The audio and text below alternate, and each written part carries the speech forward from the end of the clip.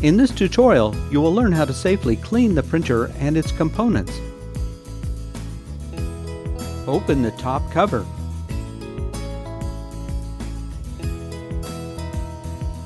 Use a lint-free cloth and isopropyl or ethyl alcohol to clean the heat element of the printhead and the ribbon tension bars.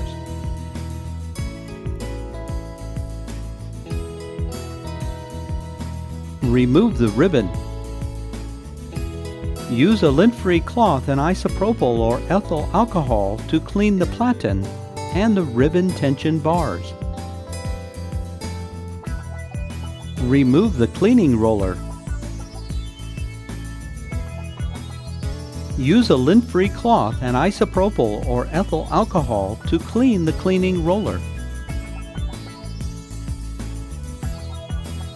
Replace the cleaning roller.